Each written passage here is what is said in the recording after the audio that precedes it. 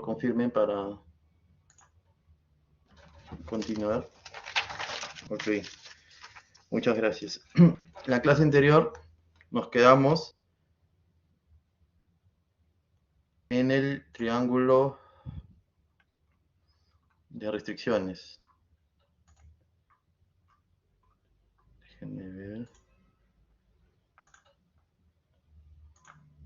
Vamos a buscar. Y el día nos quedamos en esta diapositiva donde hablamos de las restricciones principales de un proyecto, ¿no? Que inicialmente eran 3, incluida la calidad, que por lo general no se toca. Y actualmente ya tenemos que empezar a gestionar otras restricciones, otras variables, ya que ha evolucionado obviamente el alcance de la gestión de proyectos y con la experiencia y con el tiempo se ha visualizado que hay otros factores que no podemos dejar de lado, como por ejemplo los riesgos. Justamente por eso tenemos un taller de riesgos más adelante, para que podamos ver la importancia de esta gestión de riesgos. Incluso, como les había comentado también, ya existe, o ya hace un buen tiempo existe una certificación del PMI exclusiva para la gestión de riesgos. Entonces, este es uno de los puntos importantes que vamos a tratar de abarcar también durante las clases. Ahora nos quedamos, la siguiente diapositiva era la PMO. ¿Qué es la PMO? La PMO es una oficina de gestión de proyectos. Es cuando ustedes, o ya están trabajando, la mayoría, cuando ustedes vayan a trabajar, toda empresa, o por lo general empresa mediana a grande, y algunas pequeñas, tienen sus proyectos y tienen una oficina central, del tamaño que sea pequeña, grande, con mucha gente, con poca gente, en la cual hay una persona que es el gerente o el director de todos los proyectos, o el jefe de proyectos. Está por lo general el jefe que ve todas las finanzas, haciendo un resumen de una empresa pequeña, y tiene una cabeza que ve los reportes o que trata de gestionar a todos los proyectos. Normalmente o antiguamente lo podía hacer directamente el director de proyectos o el director o jefe de operaciones o gerente de operaciones, pero no, ahora la PMO implementa o sugiere implementar una oficina que se encargue de esto, que es la conocida como PMO. En muchas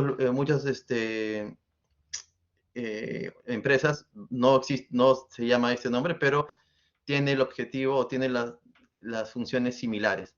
Pero cuando ya se llama PMO es porque ya tú estás siguiendo las sugerencias o las terminologías que el PMI está exigiendo para que esta oficina funcione, ¿no? Y esta oficina tiene los roles principales de proveer metodologías a la dirección de proyectos, a todos los proyectos obviamente, dar soporte para gestionar los proyectos y asignar a los gerentes de proyectos, ¿no? Es como un área que da un apoyo de una u otra forma al proyecto, y más adelante vamos a ver qué tipo de PMO hay, ¿no? ¿Y cuáles son las actividades principales? Gestionar las interdependencias entre los proyectos, tiene que ser como una especie de nexo entre todos los proyectos muchas veces para poder compartir recursos y optimizar los recursos, proveer lecciones aprendidas a nuevos proyectos de todo lo que pueda resultar de un proyecto, lo bueno o lo malo. Esta oficina se encarga de hacer un repositorio de todas estas lecciones aprendidas por proyecto y se encarga de difundirlas a los proyectos que las requieren, ¿no? Obviamente proyectos similares para que puedan optimizar sus procesos en base a experiencias que ya ocurrieron en otros proyectos. Y se involucra en los procesos de inicio. Estamos hablando de los procesos de arranque de proyecto, inclusive la planificación del mismo, ¿no? Más que todo la planificación estratégica a nivel macro. Hay varios tipos de PMO. Tenemos una PMO de soporte, una PMO de control y una PMO directiva, ¿no? Así lo selecciona, lo clasifica el PMI. El soporte brinda soporte, como su nombre lo dice, al proyecto, proporciona plantillas y mejores prácticas o lecciones aprendidas, tiene el repositorio de información, pero tiene un control bajo sobre el proyecto. Quiere decir que su función es dar soporte, apoyar, suministrar información para que el proyecto tenga las facilidades que requiere. La PMO de control ya es un poco más fuerte, su grado de control ya pasa a ser de medio a moderado, porque a pesar o aparte de proporcionar el soporte, tal cual como hace el anterior tipo de PMO, también exigen el cumplimiento por diferentes medios. Hacen auditorías, hacen visitas, controlan la emisión de los reportes que ellos exigen para que puedan visualizar el control de proyectos, y obviamente esa información tienen que procesarla y subirla a la alta dirección. Esta oficina es como un nexo, ¿no?, entre la alta dirección y los proyectos. Es por eso que en este nivel de control exige que se devuelva la información. Y la PMO directiva prácticamente se hace cargo de los proyectos asumiendo su dirección. Los gerentes de proyectos reportan directamente a la PMO y no a las áreas funcionales, ¿no? Su control es elevado. En este caso ya la PMO es más intervencionista, ya participa directamente en el proyecto.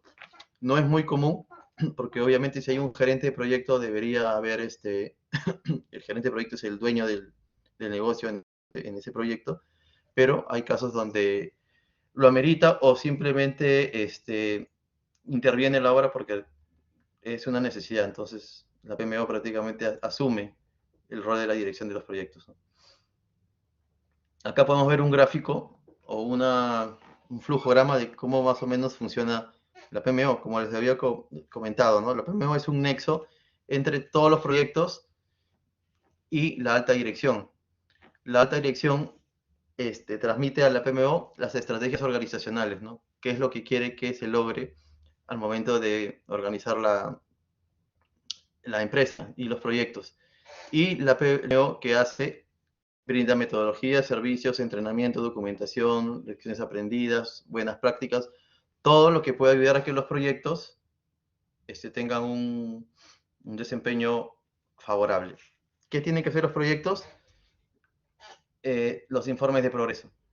En base a toda esta metodología, a todas estas plantillas, documentación, servicios, tienen que hacer informes de progreso que hacen que la PMO tenga la información que requiere cada proyecto para poder controlar, porque obviamente ellos no pueden controlar algo que no conocen, entonces tienen que tener información, pero tienen que tener información uniforme, estandarizada en todos los proyectos. No cada proyecto reporta lo que quiere, en el momento que quiere, en el día que quiere, porque obviamente eso no le va a servir a la PMO para que pueda organizar toda la información en el momento adecuado, de la forma correcta y obviamente de una manera estandarizada que le permita hacer un trabajo más eficiente. Y esta información, una vez que la compila y la ordena y la organiza, la prepara para los reportes a la alta dirección y suben los reportes a los consolidados de los informes de todos los proyectos. Entonces, más o menos, de esta forma es como funciona la PMO y su importancia dentro de la organización. Como les digo, no siempre vamos a encontrar una oficina llamada PMO. Ya muchas empresas tienen ese nombre en sus oficinas centrales, tienen al gerente de PMO, tienen a los ingenieros que forman parte de la PMO, y otros no. Simplemente van a encontrar que tienen su oficina de control de proyectos o tienen su oficina de fiscalización, o tienen simplemente los asistentes de la gerencia general o la gerencia de operaciones que hacen este trabajo y tratan de reportar. En líneas generales van a hacerlo, ¿no?, pero con diferentes metodologías, no de una forma estandarizada como lo sugiere el PMI, ¿no? En este caso con el PMBOK.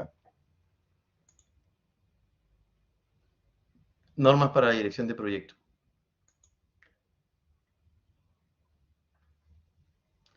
Acá vamos a empezar a ver los tipos de organizaciones.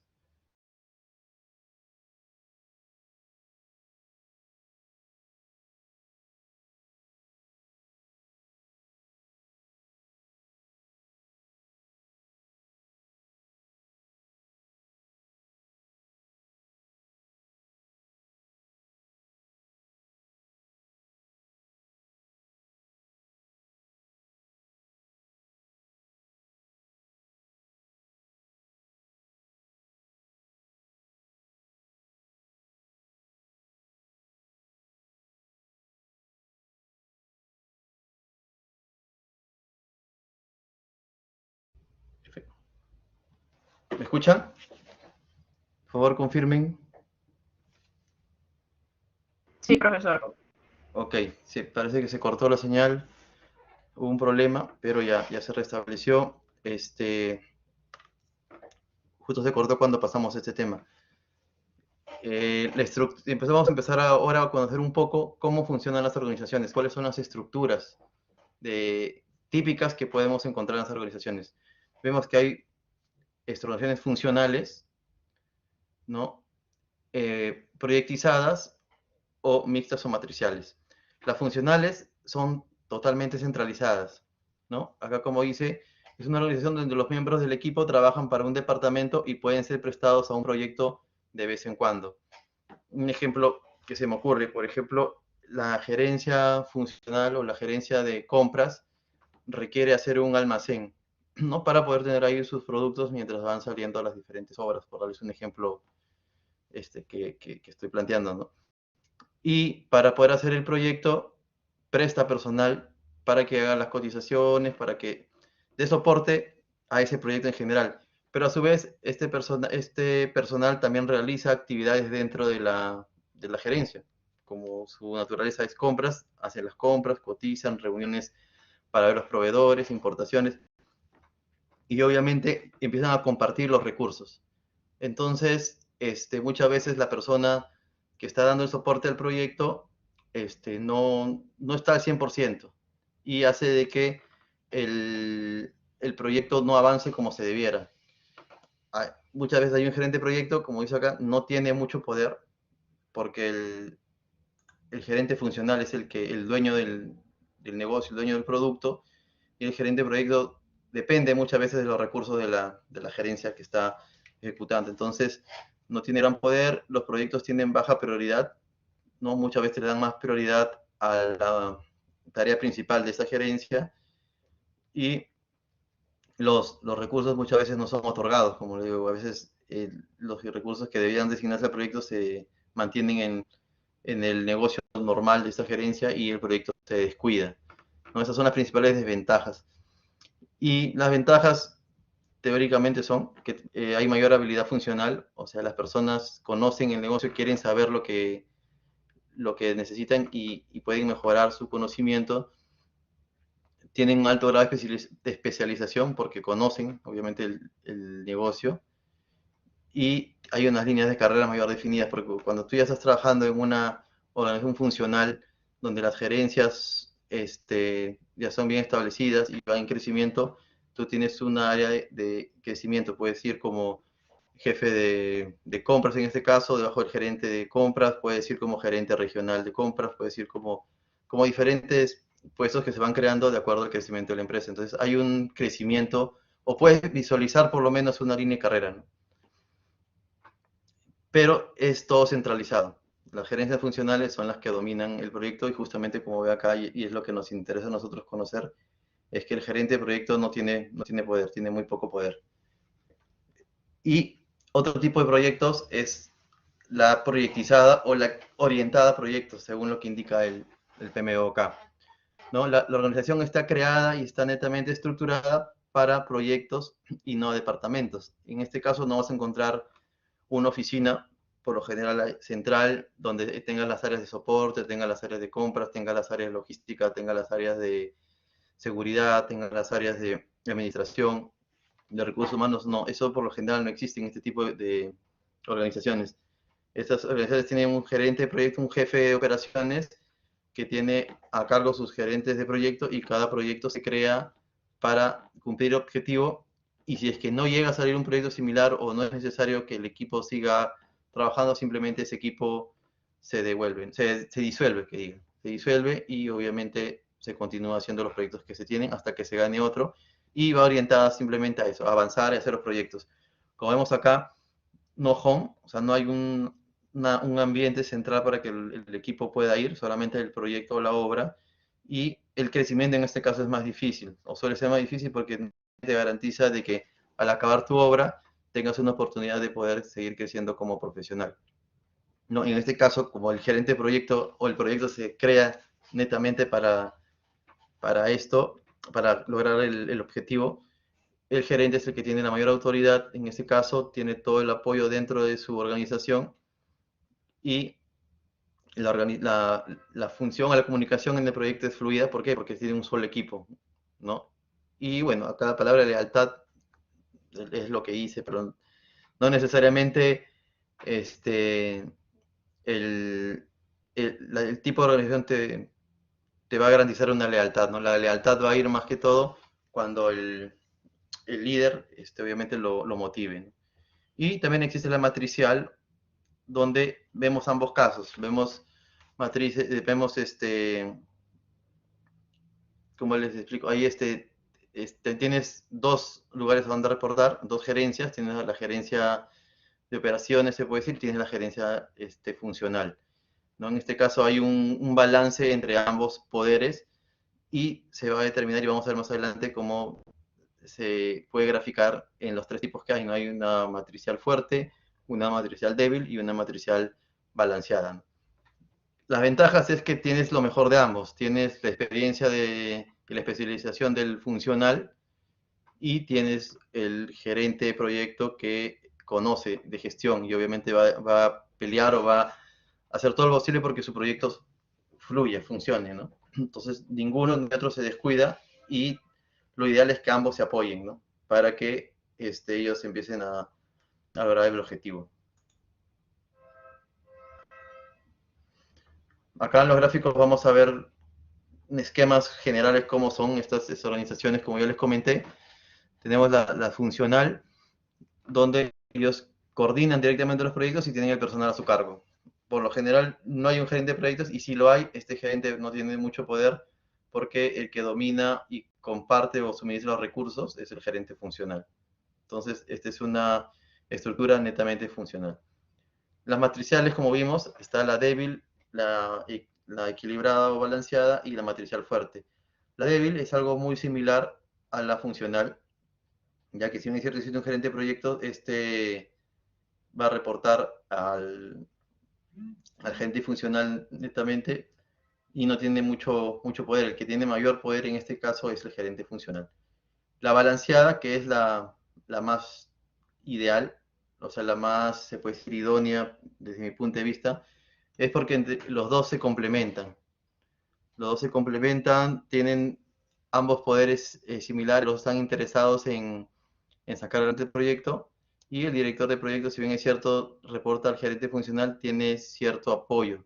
No no está tan aislado y no está tan dependiendo de que los recursos sean compartidos como en la estructura funcional. Y la matricial fuerte es donde el, la coordinación de proyectos o la gestión de proyectos se hace desde la parte inferior, donde están los directores de proyectos o el personal, pero acá ya tenemos un respaldo o un soporte que está al mismo nivel de los gerentes funcionales, que es el director de proyectos, el director de directores de proyectos, ¿no? Que es como un gerente de operaciones. Y muchas empresas trabajan de esta forma. Tienes un gerente de operaciones que tiene su equipo, y ese servicio brinda servicios a muchos a los gerentes funcionales y o a gerentes externos.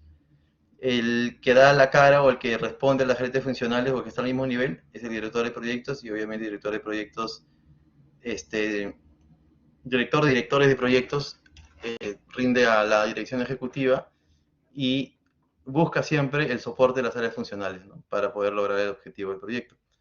Y la proyectizada netamente es un director general o un director de proyectos, y tienes diferentes directores de proyectos que se han creado, se han conformado para gestionar el proyecto, y netamente van a hacer eso, ¿no?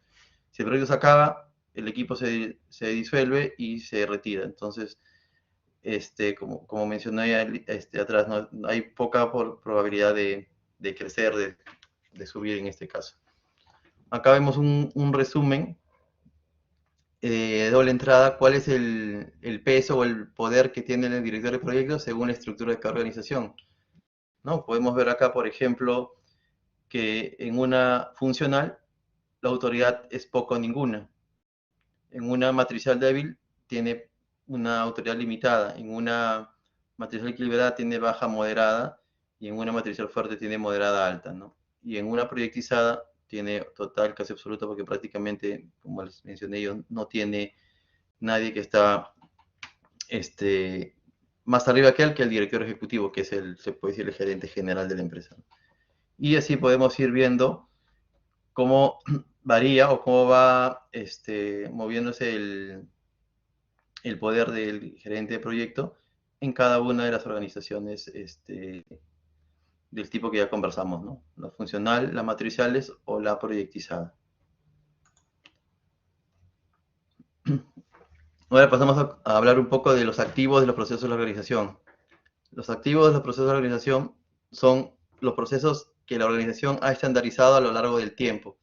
Toda empresa que se considera relativamente mediana, grande, ya tiene estos procesos estandarizados, ya tiene unos estándares de calidad, tiene unos estándares de seguridad, tiene estándares para la gestión de proyectos, tiene estándares para las compras, tiene estándares para todos sus procesos, porque, y en base a la experiencia de los años que ha logrado ver o lograr estos trabajos, ha ido recopilando este conocimiento.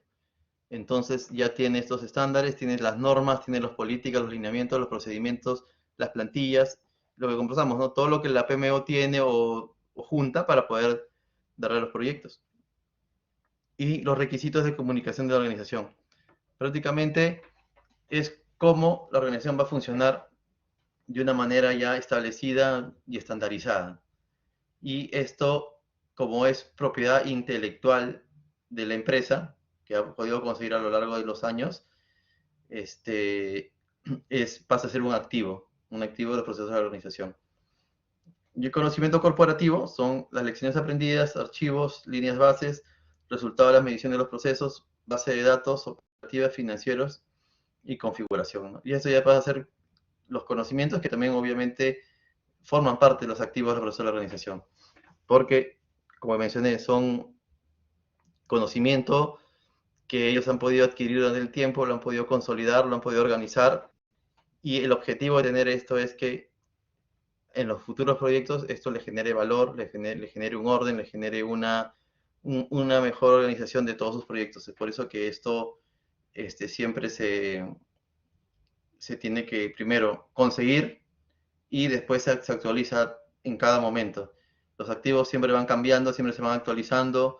Cada proyecto va actualizando alguno de ellos en base a lo que puede haber pasado.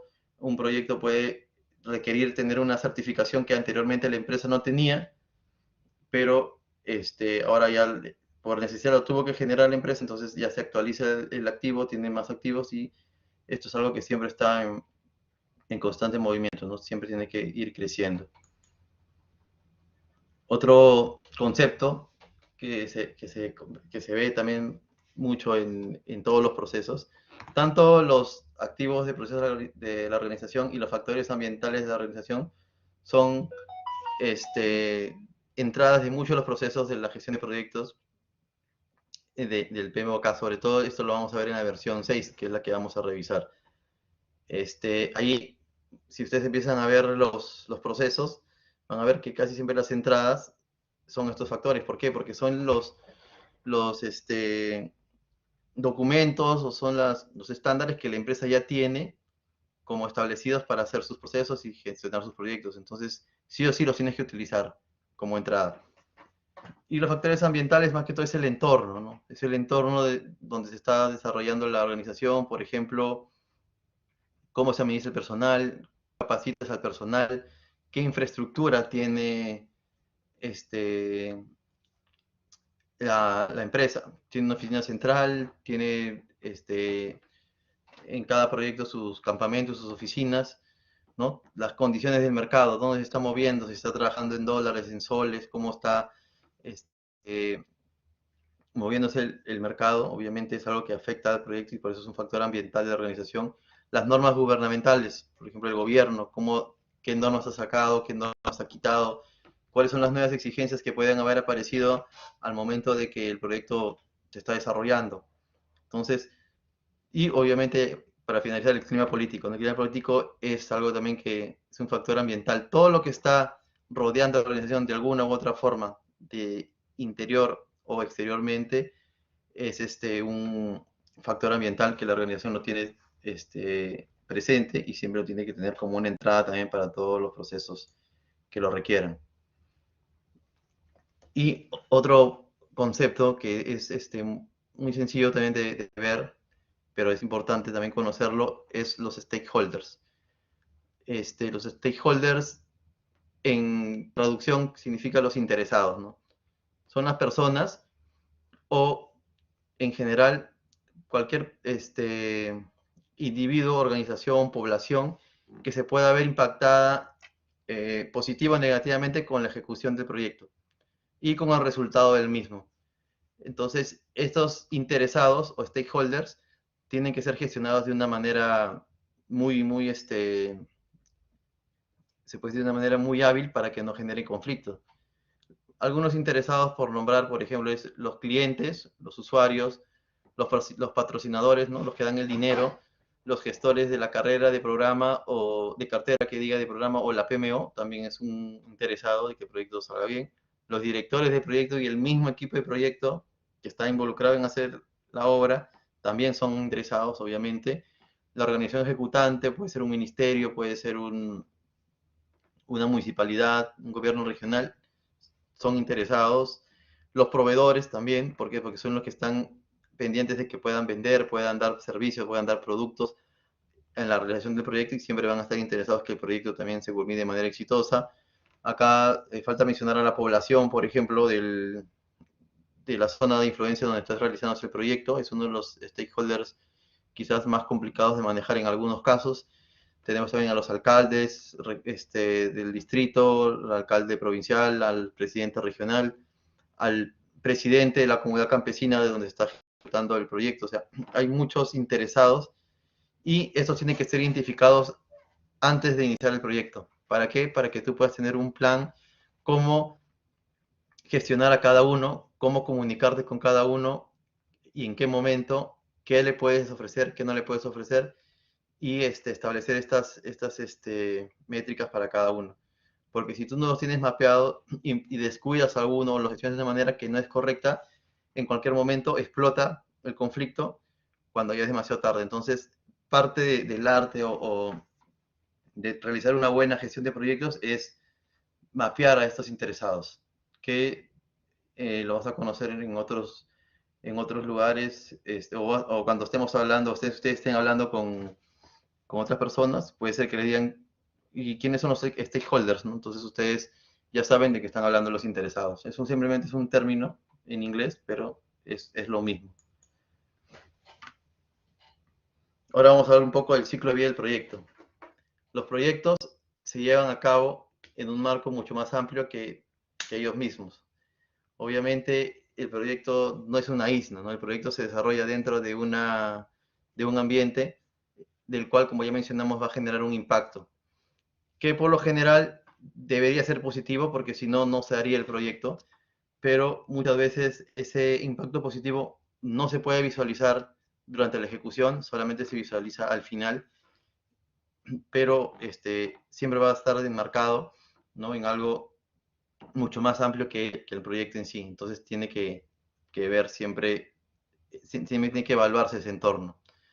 Los proyectos se van a dividir en fases siempre para facilitar su gestión, mejorar el control y mantenerlos alineados con los objetivos del proyecto.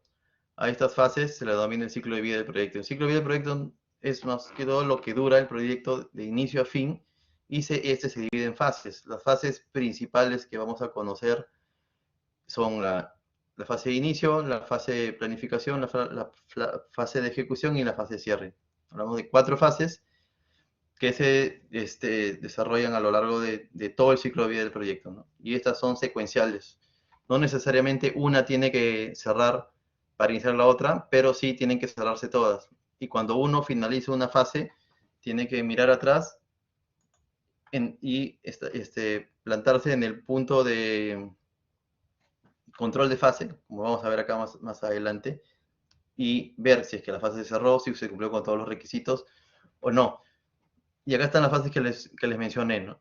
El inicio, la organización y preparación o planificación, la ejecución del trabajo, que es por lo general lo más fuerte, y el cierre, ¿no? Esas son las 4 principales fases de todo proyecto.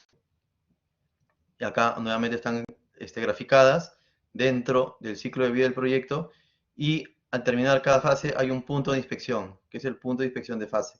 Acá tenemos que pararnos y ver, como les había mencionado, si es que esta fase se cumplió o no se cumplió. Y si ya podemos iniciar la siguiente fase. Igual acá, ponemos acá, se cumplió la preparación, ¿Sí o no?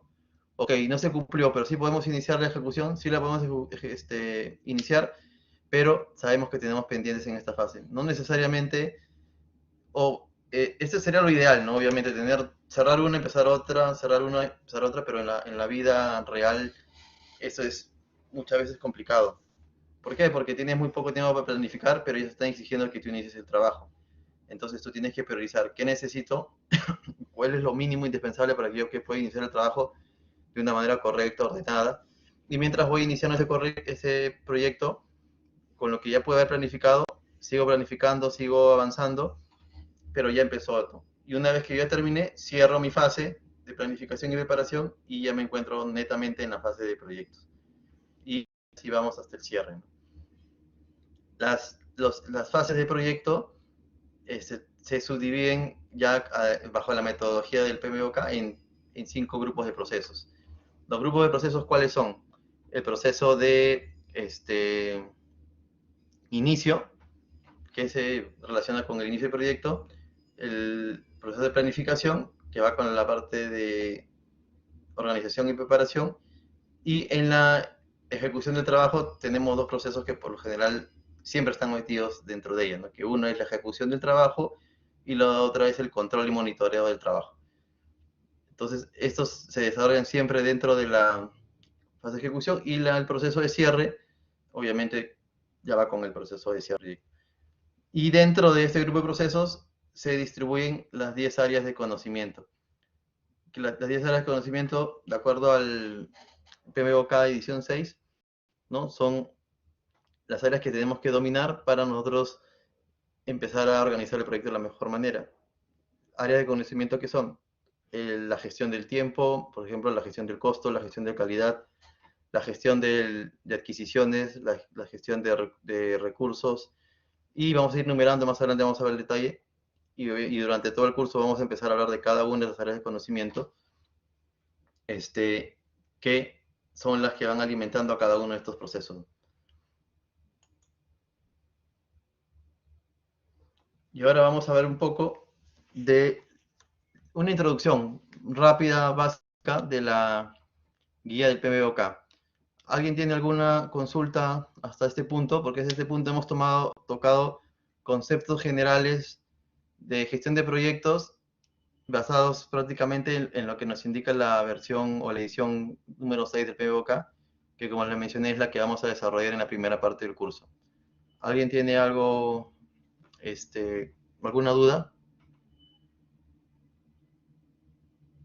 Bueno, si no hay dudas, continuamos. Recuerden, ya que hay más alumnos que están colgados en el Halo virtual, una carpeta donde están las dos ediciones, tanto las 6 como las 7, para que las puedan descargar y las puedan revisar en cuanto tengan un tiempo. Ustedes que están egresando, que están a punto ya de salir de la universidad y van a estar, ya muchos están trabajando, la mayoría creo que está trabajando, y va a dedicarse netamente a trabajar, tiene que tener estos libros siempre a la mano para cualquier gestión que quieran hacer, para cualquier conversación, terminología que quieran conocer, simplemente lo buscan ahí y van aprendiendo, ¿no? El objetivo de este curso es que ustedes hagan con una visión de esta guía, de la edición 6 sobre todo, y puedan aplicarla dentro de su ambiente laboral. Vamos a comenzar acá un poco de la evolución del PMBOK. La evolución del PMBOK, la primera edición se creó en el 1996 y esta nace porque un grupo de profesionales que se dedicaban a la gestión de proyectos empezaron a compartir sus experiencias, buenas y malas, ¿no? Las buenas prácticas que les habían funcionado dentro de la gestión de proyectos, y empezaron a hacer una especie de banco de datos, un banco de conocimiento, ¿no? Y empezaron a difundir esta información, hasta que empezaron a organizarla, empezaron a estandarizarla y empezaron a generar estas guías de PMBOK, ¿no? Tenemos desde la primera edición hasta la sexta, que se generó el 2017, y recién el año pasado contamos con la versión séptima, y es la que actualmente está vigente. pero la 6, que es la que vamos a ver, es la que se sigue usando ampliamente y sí es necesario conocer para poder entender cómo funciona el proyecto y cómo debo hacer que el proyecto trabaje de una mejor manera. Ahora, este libro de acá, si es que uno lo llega a ver, lo llega a abrir, vamos a empezar a ver que es muy duro. Tiene mucha información teórica que si es que uno no ha estado dentro del proyecto o dentro de un proyecto, muchas veces se le va a complicar entender cómo funcionan los procesos, cómo son los flujos, cómo se interrelaciona cada grupo de procesos y es más complicado, aparte que el libro es muy teórico. Y como dice acá, se orienta a procesos y se orienta a las áreas de conocimiento. Los procesos o los grupos de procesos que les mencioné eran iniciación, planificación, ejecución, controlar y cierre, ¿no? Esos son los 5 grupos de procesos en los que el PMI orienta esta guía. ¿Y mediante qué? Mediante la gestión mediante las áreas de conocimiento. Las áreas de conocimiento son 10: la integración, la gestión del alcance, el tiempo, el costo, la calidad, los recursos, las comunicaciones, los riesgos, las adquisiciones y los interesados. Los interesados ya vimos que eran y por eso lo pone como un ítem adicional o aparte, ¿no? La necesidad de gestionar los interesados. Igual hay una necesidad de gestionar riesgos, como ya mencioné, y cada una de estas 10 áreas son importantes para el desarrollo del proyecto. En este caso la versión 7 o la edición 7 ya es un poco diferente, está orientada a principios, a dominios y a modelos. Es un poco más corta, no es tan extensa como como la sexta edición, ustedes la pueden ver, y tiene un texto quizás un poco más amigable. Vas leyendo y vas entendiendo un poco más cuáles son las habilidades que debe tener, que debe dominar el gestor de proyectos para poder conseguir un proyecto exitoso. Y quizás lo puedes entender de una mejor manera, ¿no? Ambos libros son muy importantes, tienen que conocer. No les digo que tienen que leerlo todo, pero siempre tienen que estar ahí tratando de empaparse un poco de esta información.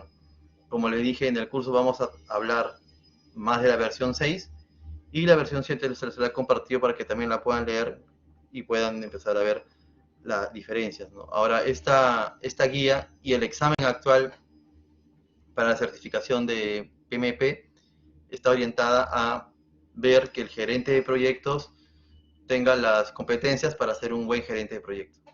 Entonces, ya no está orientada a que se sepa de memoria todos los procesos de reconocimiento, sino que pueda demostrar que tiene las competencias necesarias o mínimas para poder ser un buen gestor.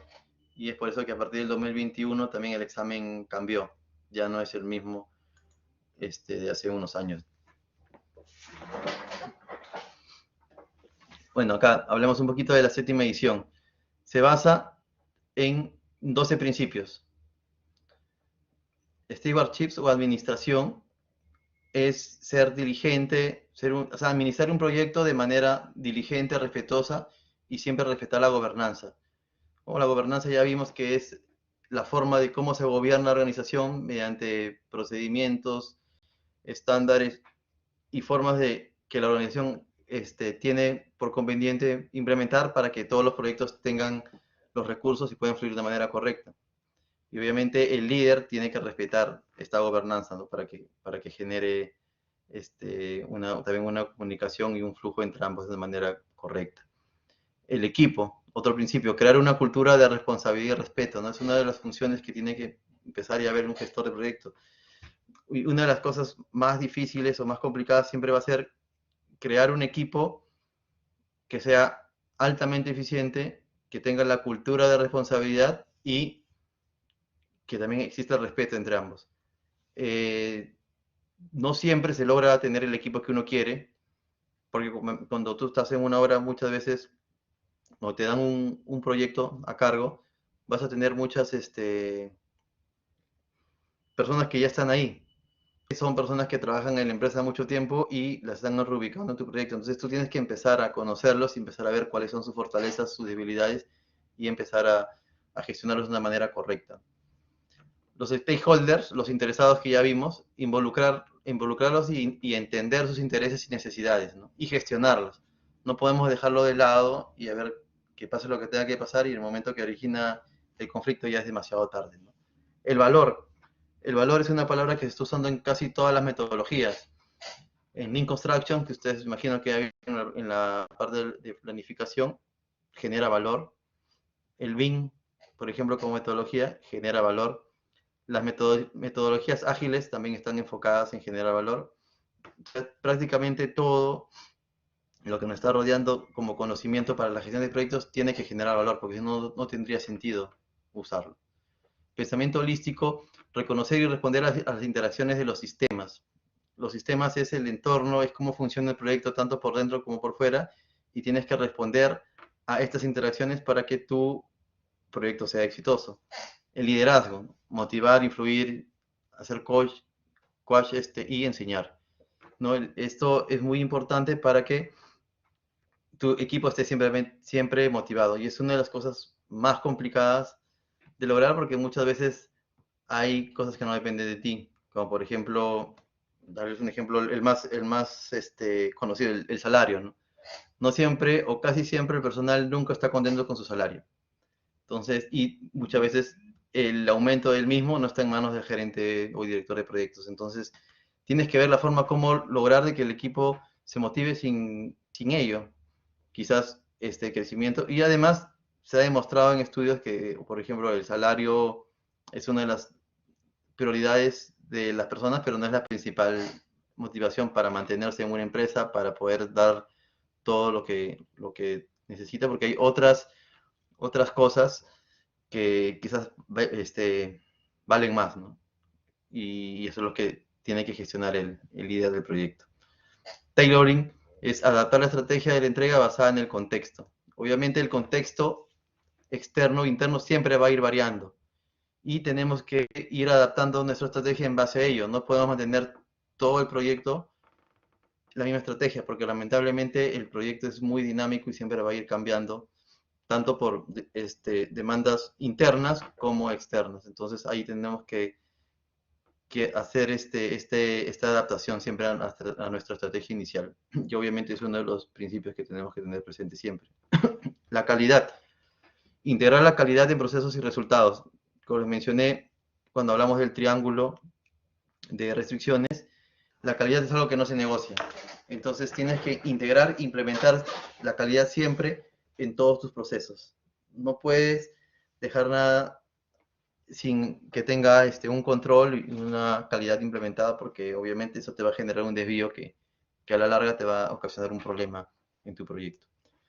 La complejidad es entender la complejidad a través del conocimiento, experiencia y aprendizaje. Muchas veces la complejidad del proyecto se da por dónde está ubicado el proyecto, quién es el cliente, cuáles son las condiciones climáticas en las que se encuentra el proyecto, cuáles son las condiciones sociales en las que vas a desarrollar el proyecto. Entonces, esta complejidad hace que tú tengas que tener una estrategia para enfrentarla a través del conocimiento, de las experiencias y obviamente del aprendizaje que tuvieron anteriores personas en proyectos similares y el aprendizaje que tú vas a ir adquiriendo durante el desarrollo del proyecto. Las oportunidades y amenazas, que más que todo estamos hablando acá de riesgos, es que tiene que enfrentarse y gestionar los riesgos. Obviamente tiene que identificar claramente cuáles son sus oportunidades y cuáles son las amenazas para poderlas tener mapeadas y tener siempre el plan de contingencia para las mismas. Adaptabilidad y resiliencia, ¿no? Tienes que adaptarte y ser resiliente ante cualquier adversidad. No puedes, se puede decir, sentirte malo o frustrarte porque las cosas no salieron bien o las cosas no son como tú estabas pensando. Muchas veces el entorno cambió y hay personas que no tienen la habilidad de adaptarse, entonces eso los perjudica bastante, pero es una habilidad que se tiene que desarrollar. Adaptarse al ambiente, adaptarse al clima, adaptarse al nuevo control, adaptarse a la nueva metodología que nos puede implementar la PMO, adaptarse al nuevo requerimiento del cliente, etcétera. Entonces, esa es una habilidad que siempre tenemos que desarrollar y es un principio de esta edición. Y la gestión del cambio, ¿no? Permitir que el cambio, permitir el cambio para alcanzar el futuro deseado, ¿no? Siempre todo cambio tiene que ser analizado y tiene que gestionarse de una manera adecuada porque un cambio no gestionado de manera correcta puede ocasionar un daño al proyecto o puede impactar otras áreas que en ese momento cuando se aceptó el cambio o se presentó no lo tenías identificado, procediste con el cambio, pero muchas veces no se logra, pues, ¿no? O afecta a otras áreas que no estabas consideradas en ese momento. Acá vamos a ver diferencias ya más que todo esquemáticas entre ambos, ¿no? Los libros se dividen en dos partes, bueno, en tres. Los apéndices, la tercera parte en ambas es la misma. Tenemos acá la guía para los fundamentos para la dirección de proyectos, en donde vemos la introducción, el entorno, el rol de director de proyectos como conceptos preliminares, y después empezamos a ver las 10 áreas de conocimiento, los procesos que la integran, las entradas, las salidas, las herramientas que se utilizan para cada una y la interrelación entre las mismas. Y al final tenemos el estándar para dirección de proyectos, donde empezamos a analizar un poco más los procesos, los grupos de procesos de inicio, planificación, ejecución, monitoreo y control y cierre. En la séptima edición tenemos el estándar para la dirección de proyectos y en primer lugar tenemos una introducción donde nos dan conceptos básicos. Empezamos a hablar de un sistema de entrega de valor, que es uno de los factores principales, como le mencioné. El valor está presente en todas las metodologías actuales.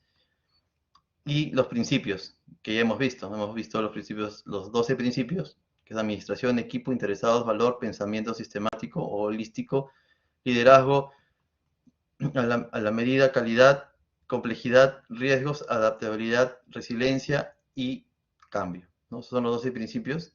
Y la guía está en otra segunda etapa, que la enfocan de una manera un poco más amigable y ya se reducen a 8, ¿no? Estamos hablando de interesados, equipos, enfoque, de desarrollo y ciclo de vida, planificación, trabajo, entrega, medición e incertidumbre. Después hablamos de las adaptaciones a la medida y los modelos, métodos y artefactos, que prácticamente hacen un símil con lo que son las herramientas y las técnicas. Acá vemos los principios, los dominios, tenemos un cuadro comparativo de cada uno, ya lo hemos mencionado acá, para que lo puedan tener un poco más claro. Y acá tenemos un desglose, se puede decir, de la séptima edición, ¿no? Tenemos la introducción, el sistema de envío de valor, los principios, que son 12, que son los que hemos conversado en la anterior diapositiva, los dominios, que repasan, son 8 ahora, ya reemplazan a las 10 áreas de conocimiento, ahora ya tienen el nombre de dominio, ya no de áreas de conocimiento, los métodos, que ahora reemplazan a las herramientas y técnicas, que cambian de nombre, pero muchas herramientas y técnicas se usan porque son herramientas universales y que son muy efectivas y que no han cambiado a lo largo del tiempo. Obviamente se pueden haber implementado unas más, pero estamos hablando de lo mismo. Y artefactos, que vienen a ser los entregables o salidas, que se conocían en la edición 6. La adaptación, que es un ítem adicional en la guía de fundamentos, glosario y anexos, ¿no? Acá tenemos el estándar y acá tenemos el cuerpo del conocimiento. Prácticamente acá está todo lo que debemos conocer para que nos podamos empezar a gestionar de una manera adecuada el proyecto bajo la metodología de la séptima edición. Acá nuevamente volvemos a hablar de los principios, ¿no? Están los 12 principios de ser un administrador diligente, respetuoso y cuidadoso, crear un entorno colaborativo y del equipo, que estamos hablando del equipo, involucrarse eficazmente con los interesados, gestionar los interesados, enfocarse en el valor, reconocer, evaluar y responder a las interacciones del sistema, hemos conversado, demostrar tus conductas de liderazgo, adaptar con base en el contexto, adaptarse al contexto de los cambios del entorno, incorporar la calidad en los procesos y en los entregables, y así tenemos acá un detalle de cada uno de estos procesos, ¿no? Para no seguir mencionando, hablando de lo mismo, porque ya hemos conversado cada uno de ellos, acá estamos viendo una descripción breve de cada uno de ellos. Y esto lo van a encontrar a mayor detalle cuando lean la guía. Y realmente es de una manera más amigable, no es tan dura como la edición 6. Acá tenemos el propósito, los 4 propósitos principales de la 7ª edición. Proporcionar una base para la dirección de proyectos. Como toda guía, no solamente la 7, la 6 y la de atrás siempre tuvieron el mismo propósito objetivo, ¿no? Que se proporcione una base de conocimiento para que se pueda gestionar un proyecto. Obviamente esto tiene que ser aplicado a cualquier proyecto, independientemente del sector, ubicación, tamaño o enfoque, ¿no? Como ya hablamos en la clase anterior, hay 3 tipos de enfoque, el predictivo y el adaptativo. El predictivo es el tradicional, el de siempre. El adaptativo es el que puede ir cambiando y se tiene que ir adaptando al requerimiento del cliente, del dueño, del usuario. Y el híbrido, que es una mezcla de los dos, ¿no? En ambos casos, o para los 3 casos, y en cualquier entorno o ubicación, esto sirve, o cualquier especialidad. Porque esta metodología se creó, si ustedes no llegaron a conocer, para lo que es sistemas, ¿no? Todos los productos de sistemas fue donde los primeros, o la primera industria donde se aplicó el PMBOK. Posteriormente ya se empezó a ver otros mercados o otros ámbitos como la construcción y ya empezó a girar un poco también para la construcción y por eso que nosotros ahora lo estamos estudiando. Es por eso que esta base siempre, o esta guía, nació específicamente para sistemas, pero actualmente ya se puede desarrollar en cualquier tipo de proyecto o especialidad. Describe el sistema dentro del cual operan los proyectos, incluido la gobernanza, que ya lo hemos conversado, las posibles funciones, el entorno del proyecto, relación de la dirección de proyectos y la gestión del producto. Y permite el logro de resultados, ¿no? Esos son los objetivos principales de esta edición. Como le dije, no solamente de esta edición, sino de todas las anteriores, pero ahora la están enfocando de una manera diferente y desde mi punto de vista un poco más amigable.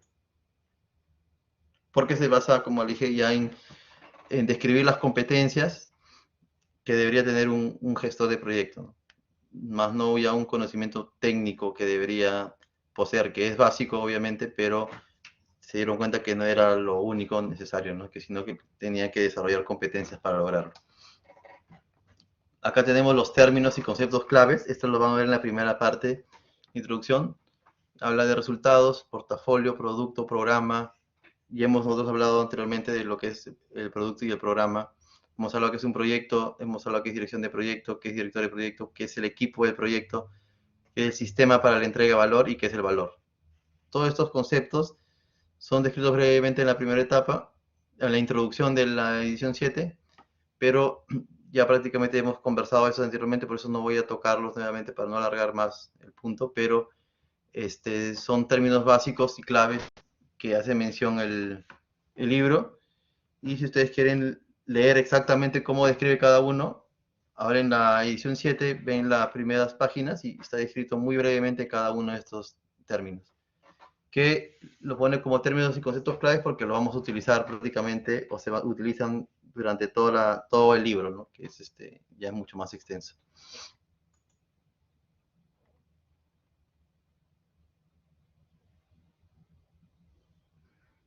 Términos, resultado, producto o artefactos. El resultado, ¿no? O consecuencia final de un proceso o proyecto. Puede incluir salidas y artefactos, pero no tiene intención más amplia de centrarse en beneficios y valor. Pero tiene intención más amplia de centrarse en beneficios y valor. Como le dije, ahora todo proyecto tiene que tener una cuota de valor. O sea, obviamente porque ningún proyecto puede crearse o puede nacer si es que no busque generar un valor para la organización que lo hace, para la entidad que lo solicita o para el usuario, que en este caso puede ser la población o puede ser la misma empresa, ¿no? Para que le genere valor a todos. Entonces, siempre el resultado tiene que ir orientado a tener un valor. Acá se logra ver un EDT, que lo vamos a ver más adelante cuando empecemos a ver la gestión del alcance en la próxima clase, pero la EDT más que todo es una descomposición del trabajo. Esto significa estructura de descomposición de trabajo, en donde al proyecto en general, a todo el proyecto se le parte en diferentes entregables y cada entregable se subdivide en subentregables, valga la redundancia, para poder tener claro qué es lo que se tiene que hacer para cumplir una vez que se van cerrando los inferiores, ir cerrando los entregables mayores, y una vez que se van cerrando los entregables mayores, obviamente se cumple con el requisito total del proyecto. Es una forma de descomponer el trabajo del proyecto para poderlo tener mapeado y controlado de una manera más eficiente. El producto es un artefacto producido cuantificable, puede ser un elemento terminado o un componente de un elemento. Estamos hablando puede ser un entregable que ya está cuantificado, porque tú, al momento que tú haces esta descomposición, tú tienes una descripción de lo que es este entregable, entonces tú ya sabes que tienes que terminarlo. Y también, por ejemplo, hay documentos o, se puede decir, salidas de cada proceso que generan un valor al proyecto durante la construcción, y estos también son conocidos como productos, ¿no? Y es un producto terminado o puede componer a otro elemento para que este elemento se pueda iniciar o se pueda culminar. Y los artefactos son los elementos que ayudan a realizar el trabajo. En este caso son los formatos, como ya hablamos anteriormente, que forman parte de los activos de la organización, los documentos, los entregables. Por ejemplo, acá podemos ver en la imagen, ¿no? Para utilizar las imágenes tenemos el plan de seguridad en obra. Es un documento que sirve para que podamos ejecutar la obra de una manera segura y siguiendo los lineamientos de la organización y de los interesados. En este caso puede ser la empresa o el dueño del contrato, puede ser la misma población, y siguiendo esto, técnicamente estamos asegurando de que el trabajo se va a hacer de una manera segura, ¿no? Entonces, este es un artefacto que ayudan a realizar el trabajo. Acá vamos a hablar un poco de términos de la dirección de proyectos que se mencionaron dentro de los principios, no, de los principios, no, de los conceptos clave, ¿no? De la séptima edición, que es la dirección del proyecto, que es la aplicación del conocimiento, habilidades, herramientas y técnicas a las actividades del proyecto para alcanzar sus requerimientos. Los directores de proyecto tienen que desarrollar, obviamente, un conocimiento que base van a ser siempre de estas guías, ¿no? Que tenemos, que no es todo, pero es una gran contribución para el conocimiento técnico, y tiene que desarrollar habilidades. Las habilidades son más que todo, en este caso, habilidades blandas. Como ya hablamos, son competencias, liderazgo, formar un equipo de alto rendimiento, tener una comunicación efectiva. Son habilidades que todo director tiene que resolver conflictos, tiene que ser un buen facilitador para que el equipo pueda fluir y tratar de generar conocimiento con el objetivo de que el proyecto sea exitoso. Entonces, estas son las principales habilidades que tienen que desarrollar, y desde mi punto de vista son las más difíciles, o las que se tienen que trabajar más para poderlas conseguir. Por el conocimiento, las herramientas y las técnicas, tú las vas a encontrar en los libros que ya hemos visto, que estamos viendo en este momento. Y tú vas a determinar de acuerdo a tu cliente, de acuerdo a tu criterio, qué herramienta, qué técnica te puede servir y la puedes aplicar a tu proyecto. Pero eso ya está, eso lo puedes ir y lo puedes contar.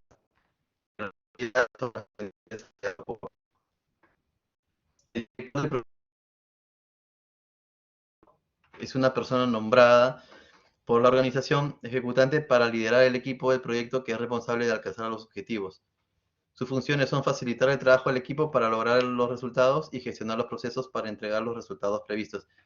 Como dice acá, el director de proyecto es una persona que la organización le ha dado la confianza para poder ejecutar un proyecto y le ha dado todo el poder para hacerlo. Ahora, el director de proyecto, como dice acá, y ahora el enfoque, ¿cuál es?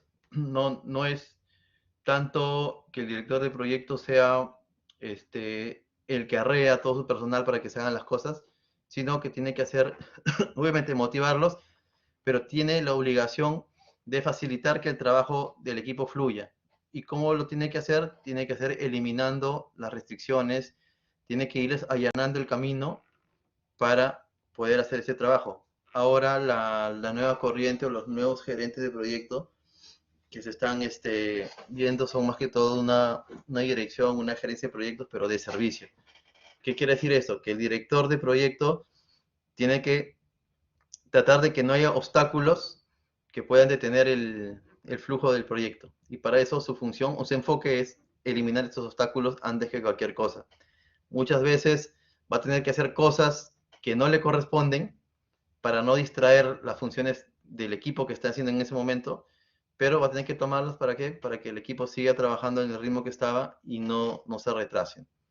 Antes no, antes el director veía que faltaba algo y empezaba a arriar, empezaba a empujar, termina, levanta eso y sigue trabajando, pero ahora no, ahora el enfoque es diferente, ¿no? El gerente o el director de proyectos tiene que allanar ese obstáculo o esa restricción y muchas veces tiene que asumir directamente esa responsabilidad y ya no delegarla como antes. Y el equipo de proyecto no son el conjunto de individuos o personas que realizan el trabajo de proyecto junto con el director del proyecto.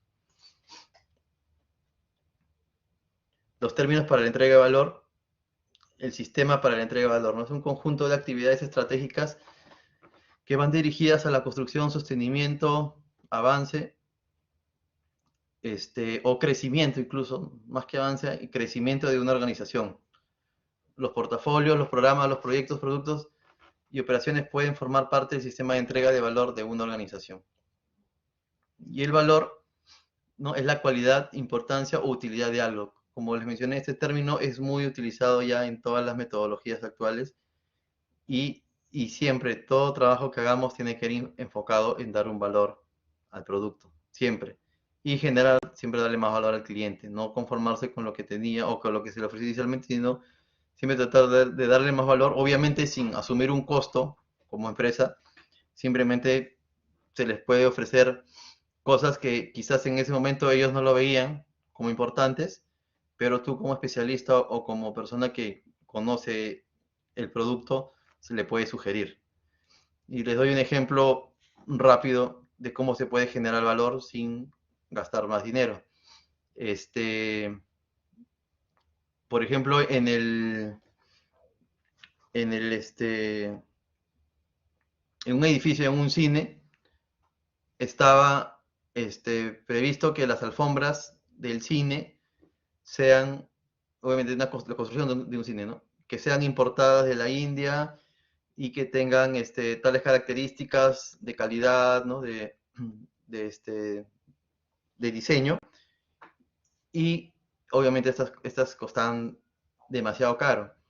Y que las barandas de las escaleras sean de un material también metálico importado que tenga ciertas características que le permitan dar al cine una visión o una, un estatus de elegancia, ¿no? Pero tú puedes sugerir que realmente eso no es muy importante, porque si tú te vas al cine a ver la alfombra, realmente el cine está oscuro y nadie ve la alfombra. Casi nadie le presta atención a las barandas. Puede ser de un acero normal, bien pintado, prestable, o de aluminio y no necesariamente del metal que ellos querían traer. Entonces, todo ese dinero que ellos querían invertir en eso, esta empresa que estaba construyendo el cine le dijo, mira, pero ¿por qué no compras algo más sencillo para estos dos puntos, las barandas y las alfombras, y lo que te sobra lo inviertes en poner una mejor pantalla o un mejor sonido para tu cine? Entonces realmente lo que le están haciendo al cliente es que el cliente genere valor de su producto y tú como gestor estás influyente en eso, ¿no? Entonces tienes que tratar siempre de buscar ese valor o tratar de influenciar de que el cliente pueda apreciarlo y obviamente sin perjudicar a la empresa. Entonces hay miles de formas, así como les he dado un ejemplo, van a encontrar muchos ejemplos más de cómo se puede dar valor a un producto sin verse afectado. Después tienen otros conceptos que son los clientes, capacidad de usar características o funciones específicas de un producto, organizaciones, valor del negocio usando métricas financieras, y sociales puede incluir la contribución a grupos de comunidades o al medio ambiente. Son el valor que tú puedes dar a cada uno de ellos, como ejemplo general. Sistemas para la entrega de valor. El valor evalúa constantemente y ajusta el lineamiento del proyecto con los objetivos del negocio y los beneficios y valor esperados. Es el indicador más importante del éxito del proyecto. Como les menciono, el valor ahora se está convirtiendo en el eje de todo proyecto y es en lo que nosotros debemos enfocarnos. No solamente es terminar e irnos, sino ver qué valor se está dando al proyecto. Yo estoy dejando, obviamente, un producto muy bien hecho, muy bien terminado, que va a funcionar, que va a impactar positivamente en la población, que va a hacer que todas las personas involucradas tengan un mejor nivel de vida. Entonces, esas son cosas que tenemos que ver y obviamente ese es el indicador más importante del éxito del proyecto. Muchas veces los proyectos acaban, se terminan y al mes se están llamando porque pasó un problema, porque obviamente no se hizo algo bien, se dejó algo que no era correcto, como por ejemplo un botadero mal cerrado, un botadero de material excedente o de desperdicio, y tienes que regresar. ¿Por qué? Porque ya en vez de generar valor has generado un perjuicio. Entonces generas un perjuicio al ambiente, a la población, al cliente, y tú también te generas un perjuicio porque ya tienes que regresar y invertir recursos que no tenías previstos para solucionar un problema.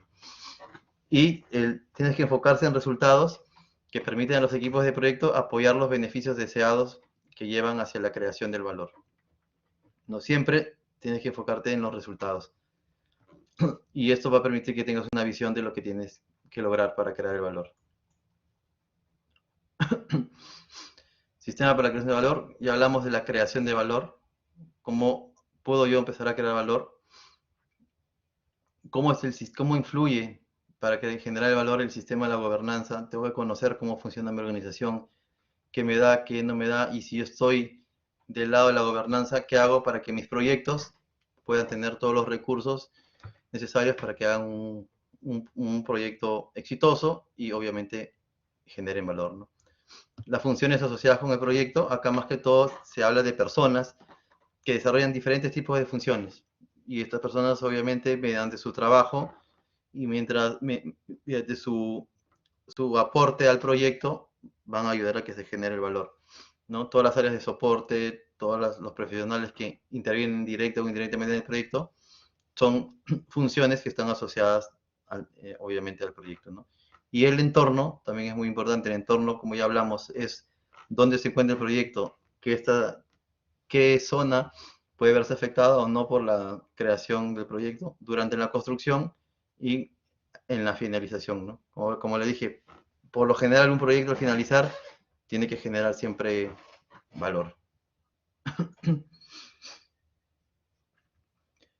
La creación del valor. Veamos acá 5 puntos importantes. Crear un nuevo producto, servicio o resultado que cumpla con las necesidades de los clientes o los usuarios finales, ¿no? Tenemos que crear de una manera eficiente este producto. Como le dije, siempre buscando maximizar el valor para el cliente y para los usuarios. Realizar contribuciones sociales o ambientales positivas, ¿no? Todo proyecto ya está enfocado siempre en que sea positiva cualquier introducción o impacto, tanto social como ambiental. No existe, creo, actualmente un proyecto que se va a generar para que contribuya negativamente a uno de estos ámbitos. Pero algo que tiene que tener presente, muchas veces al momento de la ejecución del proyecto, los factores sociales y ambientales se pueden ver afectados. Y esto es lo que tenemos que gestionar mediante la gestión de los interesados, más que todo, saber cómo gestionar a estas personas que se van a ver afectadas durante la ejecución, tratar de hacerles entender que va a haber, si bien es cierto, una afectación que debería ser mínima porque ya debió haberse estudiado los riesgos, debió haberse estudiado cómo mitigar todos estos problemas, pero que al final va a quedar algo que le va a servir y va a aumentar obviamente su nivel de vida de él y de la población de manera positiva. Mejorar la eficiencia, productividad, efectividad y capacidad de respuesta. Acá también tenemos que ver que el valor que vamos a generar dentro de una central hidroeléctrica, por ejemplo, ¿no?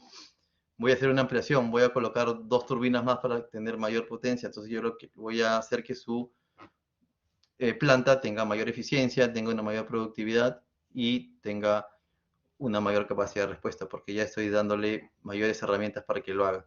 Pero para lograr eso tengo que haber yo gestionado de una manera correcta mi proyecto. No puedo haber dejado nada al azar, no puedo haber instalado algo que no le va a servir o que simplemente no va a cumplir con el requisito, ¿no? Entonces ahí yo no estoy generando valor, más bien estoy generando un problema. Habilitar cambios necesarios para facilitar la transición organizacional a su estado deseado. Acá tenemos que habilitar todos los cambios posibles para que la organización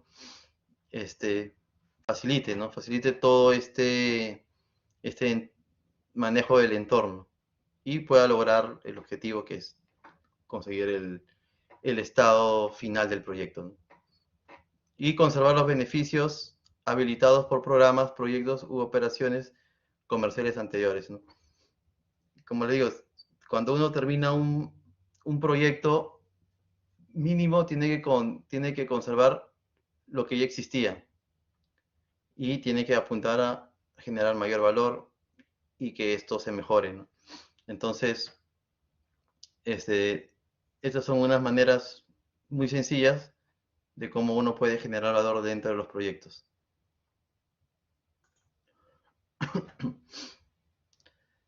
Acá vemos cómo es los componentes de la entrega de valor, ¿no? El sistema para la entrega de valor siempre va a tener un agente externo y un agente interno, o un entorno interno, valga la redundancia. Ahora, el externo está sujeto siempre a las medidas económicas, a lo que pueda decir la legislación, el Estado, ¿no? Y eso puede afectar obviamente en mi entrega de valor. Y interno, más que todo, se basa en cómo yo estoy organizando mi organización o mi entidad para que se cumplan los objetivos estratégicos de la empresa y se pueda entregar valor. Yo lo organizo de una forma como se menciona acá, con los portafolios, que ya hablamos en la clase anterior, los programas que tienen que cumplir ciertos requisitos para que el programa se pueda llamar exitoso. Tenemos a los proyectos que forman los programas. Si un programa no culmina sus proyectos de manera exitosa o no los ve como un conjunto, es muy difícil que el programa llegue a un éxito considerado como éxito, o sea, que sea real, ¿no? Entonces, ahí es donde tenemos que ir gestionando en base a esta estructura el valor, cómo vamos a generar el valor, ¿no? Y bueno, y la parte final de operaciones es muchas veces una vez terminado ya el producto, ya empieza a operar la planta de tratamiento, la central hidroeléctrica, y mediante la operación es donde empieza a generar un beneficio y un valor, obviamente, a la población.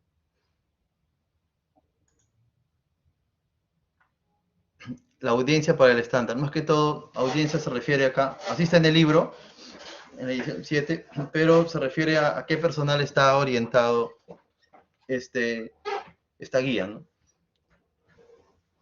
Son para los responsables o los que rinden cuentas sobre resultados de proyectos, que son los gerentes de proyectos.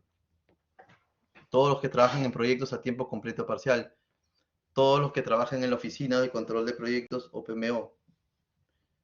A los patrocinadores del proyecto, propietarios de producto, gestión de producto, liderazgo ejecutivo o gobernanza del proyecto, ¿no? Los clientes, los ministros, viceministros, los propietarios de los productos, los concesionarios, los líderes ejecutivos, ¿no? Los que están dentro de la gobernanza, los encargados de la gobernanza de la organización, para ellos también está dirigido este estándar.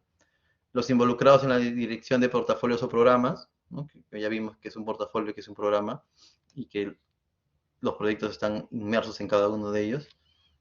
Los que enseñan o estudian dirección de proyectos, acá está para nosotros, es orientado para nosotros también, no es limitante, todos podemos tener acceso a la información. Y estar involucrado en cualquier aspecto de la cadena de entrega de valor del proyecto, ¿no? Puede ser, no necesariamente tienes que ser un gerente de proyecto, pero si estás involucrado dentro de cualquier aspecto de esta cadena, pues te va a servir. Todo conocimiento siempre es válido. Flujo de información. Acá hablamos nuevamente de los portafolios, programas, proyectos, lo que vimos anteriormente, ¿no? Este es el líder o el liderazgo corporativo, o puede ser un ministerio también.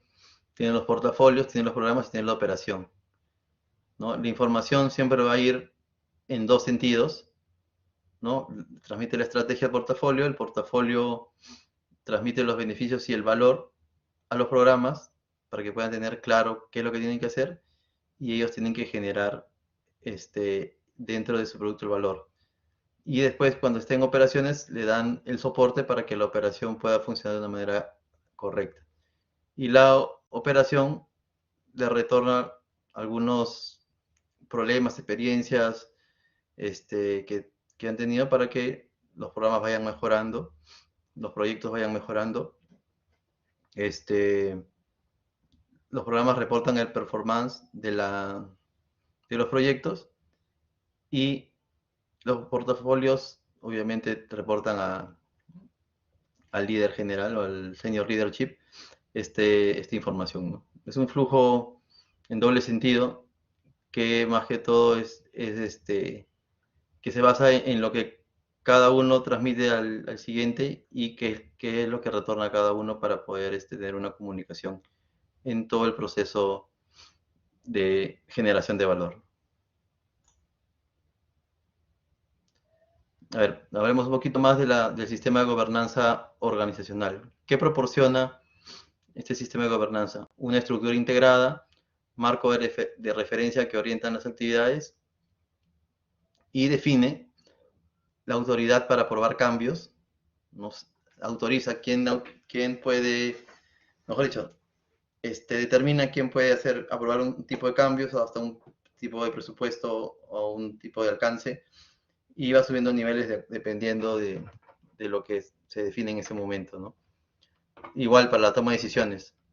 Limita las prerrogativas del gerente de proyecto, hasta dónde él puede tomar la decisión y cuándo ya tiene que subir un poco más para poder tomar la decisión, quizás en conjunto, quizás con el apoyo del área legal, quizás con el apoyo de la gerencia general, ¿no? Pero ya está definido. O sea, la gobernanza define esos puntos, ¿no? Y la gobernanza del proyecto debe estar alineada siempre con la gobernanza del portafolio, de la organización, del que esté siempre arriba. O sea, no pueden haber dos gobernanzas que se manejen de manera diferente. Siempre tienen que ir alineadas, porque obviamente estamos hablando de una sola entidad de empresa o líder. El marco de referencia que orienta las actividades, o sea, la supervisión, el control, la evaluación de valor, integración entre componentes y la capacidad para la toma de decisiones. No más que todas son las actividades que se tienen que realizar y que nos proporciona la gobernanza. Y la estructura integrada, que es evaluar los cambios. Obviamente no podemos aceptar un cambio sin haberlo evaluado previamente, porque como mencioné, puede ser muy perjudicial hacerlo.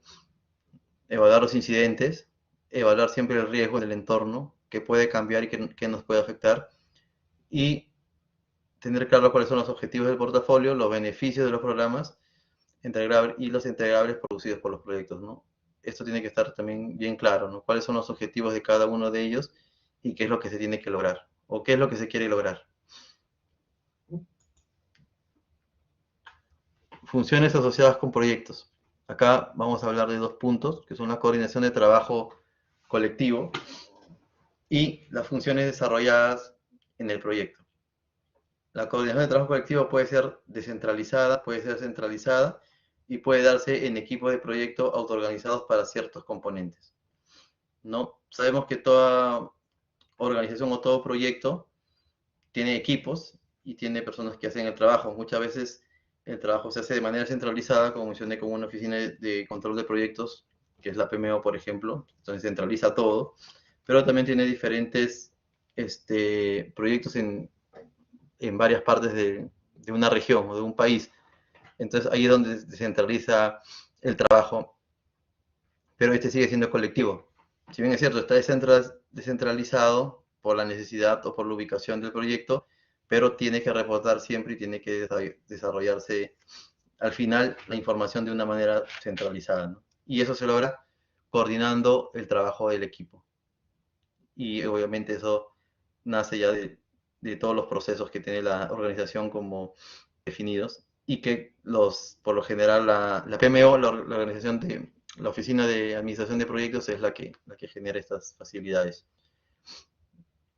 Y hay equipos de proyectos que son autoorganizados para ciertos componentes. ¿Qué quiere decir esto? Que hay proyectos que por su lejanía, por su complicación de ubicación, tienen que tener prácticamente todos los recursos necesarios para que se autoorganicen y puedan gestionarse de una manera correcta. Obviamente no son no son unas islas, porque simplemente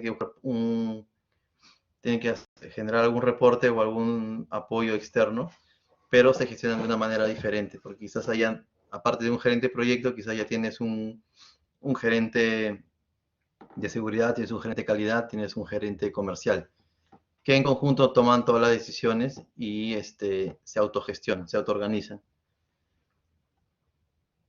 Y en el caso de metodologías ágiles, hablando de equipos más pequeños, la autoorganización es que el equipo se forma, tiene un líder natural y se organizan entre ellos y prácticamente la influencia del gerente en ese momento es mínima porque el equipo ya se autoorganizó. Y la función principal del gerente en este caso va a ser de liberar o allanar el camino, como les había dicho, para que el equipo siga generando el producto, ¿no? Y las funciones desarrolladas en el proyecto: proporcionar supervisión y coordinación, presentar objetivos y retroalimentación, facilitar y apoyar, realizar el trabajo y aportar ideas, aplicar conocimientos especializados, proporcionar orientación e información empresarial, proporcionar recursos y dirección y mantener la gobernanza, ¿no? Son ya las funciones que se desarrollan dentro de los proyectos para que el proyecto pueda generar el producto final, como ya hemos hablado, generando valor y de una manera eficiente. Entornos de proyecto, estamos hablando de los entornos internos, lo vimos en el cuadro donde estaban los portafolios, los programas y los proyectos, y el entorno externo, ¿no?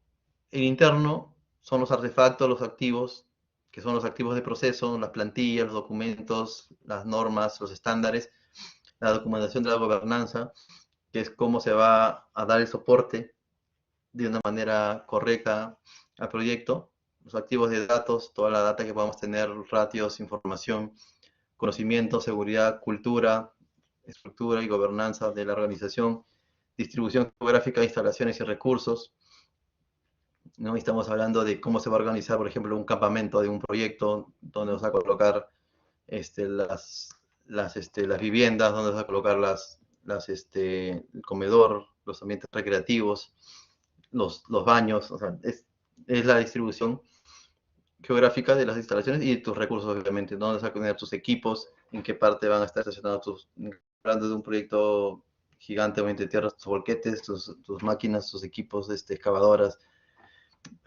motoniveladoras, cargadores frontales, ¿no? Todo eso es el entorno interior, infraestructura, ya lo mencioné, donde va a estar tu gente, donde va a dormir, tus campamentos, ¿no?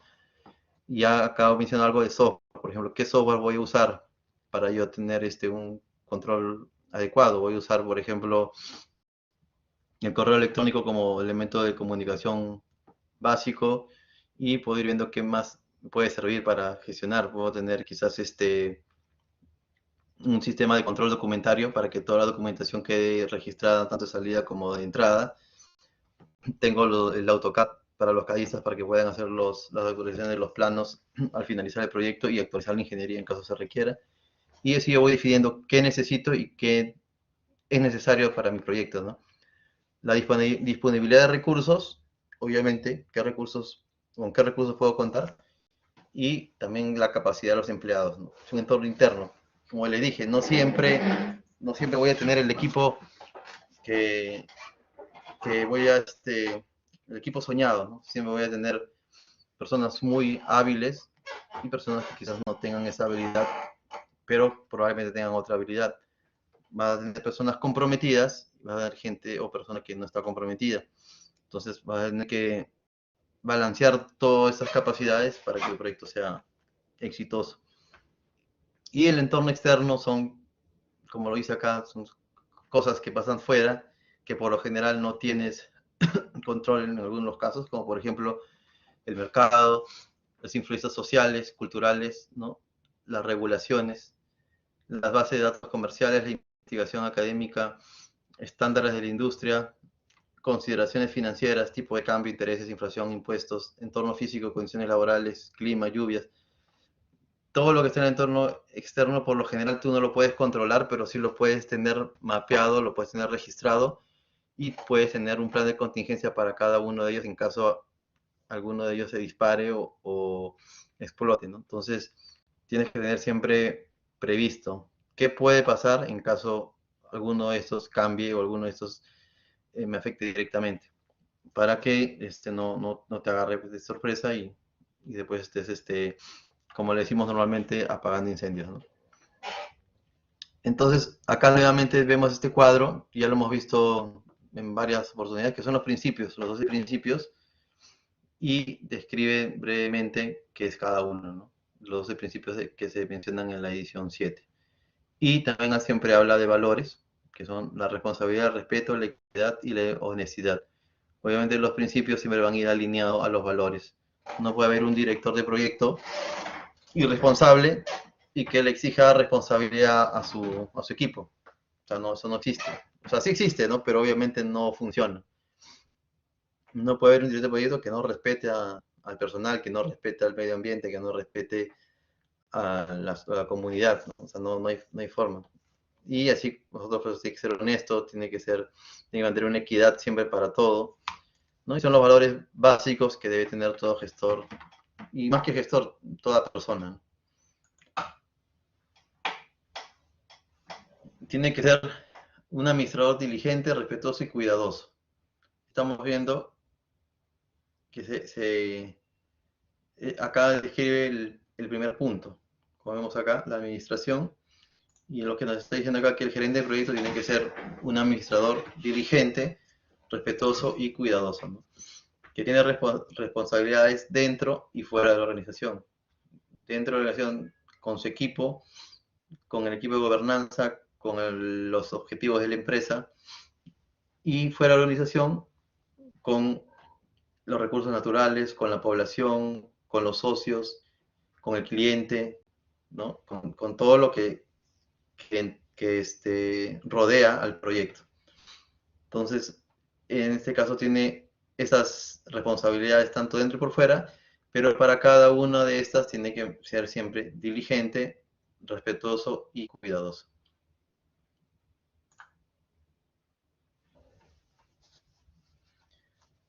Factores que contribuyen a un ambiente colaborativo, equipo.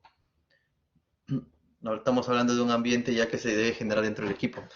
Los acuerdos del equipo, por ejemplo, es uno de ellos muy importante. Nosotros tenemos que tener definido antes de que inicie el proyecto, y esta es una práctica que la menciona en la 7ª edición, es que el equipo tiene que reunirse y plantear sus reglas desde un inicio.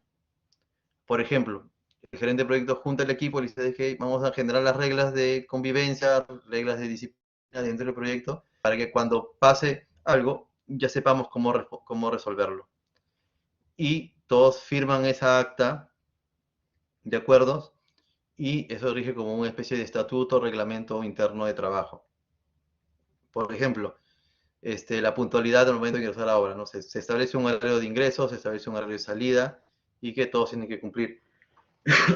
Se establece, por ejemplo, cómo va a ser la comunicación para cada tipo de eventos y todos puedan cumplir la misma regla. Se establece también la forma de respeto que tiene que haber entre ellos, o sea, la forma de hablarse.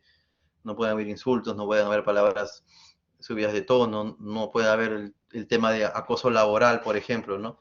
O sea, todos esos puntos se toman nota al inicio de la obra, se firman con el acuerdo de todos y ya queda como una especie de acta o de estatuto para solucionar los conflictos más que todo al momento que se presente. las estructuras organizacionales, ¿no? Acá estábamos hablando de roles, responsabilidades, asignación de empleados, ¿no? Cómo la organización te va dando esta información o estos recursos para que tú puedas empezar a gestionar tu proyecto. Y también habla de reuniones, ¿no? Hay reuniones que siempre tienen que darse, no necesariamente diarias.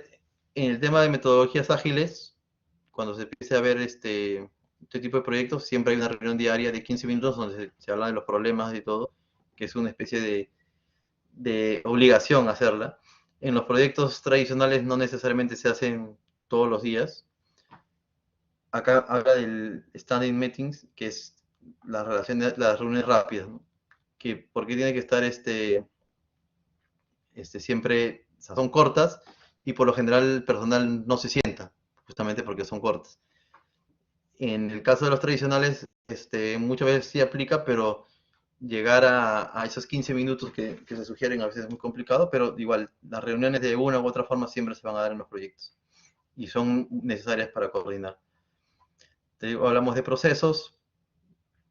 Acá estamos hablando, por ejemplo, hablamos del EDT, ya lo vimos hace un momento, de la estructura de descomposición del trabajo, cómo voy a descomponer mi trabajo y cómo voy a empezar a interrelacionar mis procesos para complementarlo, para cumplirlo, ¿no? Y en este caso el backlog, que es para metodologías ágiles, es mi lista de pequeños entregables en los que yo he subdividido el trabajo para ir empezando a desarrollarlos y ir generando valor.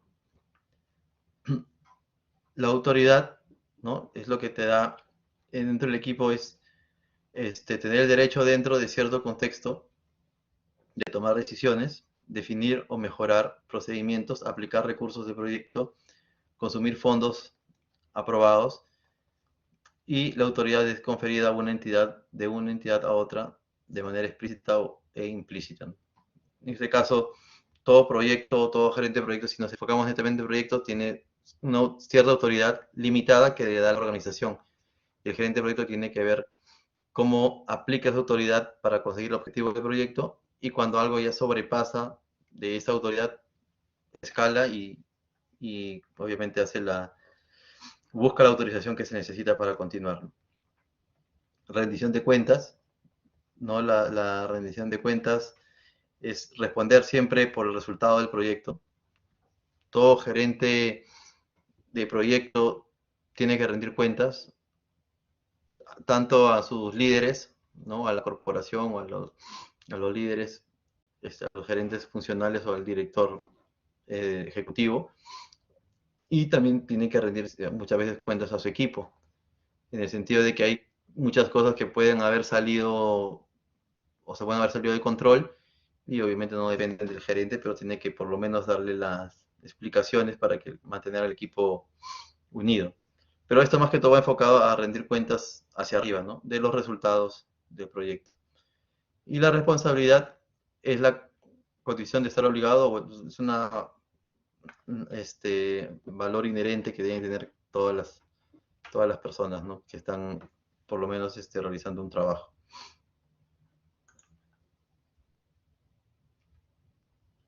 Y acá vemos un gráfico muy sencillo de cómo te puedes involucrar eficazmente con los interesados. ¿Cómo te involucras con ellos? De una manera eficaz, teniendo empatía, poniéndote siempre en su lugar para tratar de entenderlos, teniendo integridad, honestidad, que van de la mano. Tú no puedes ir decirle una cosa al interesado y después hacer otra, obviamente no. Tienes que ser siempre honesto y sincero. Tienes que mostrarle siempre respeto a todo nivel. Así estás hablando con el campesino que está al costado de tu proyecto y cuando hables con el director ejecutivo o el presidente del país. O sea, es lo mismo, estamos dando respeto porque somos personas. La colaboración entre ambos, siempre tienes que buscar una colaboración entre el interesado y tu proyecto para que se sienta parte del proyecto y obviamente genere menos conflicto. Y generar confianza, obviamente generar confianza con las personas con las que estás trabajando, porque en base a la confianza es que se logran muchas cosas. ¿Y cómo generas confianza? Con honestidad, con respeto, ¿no?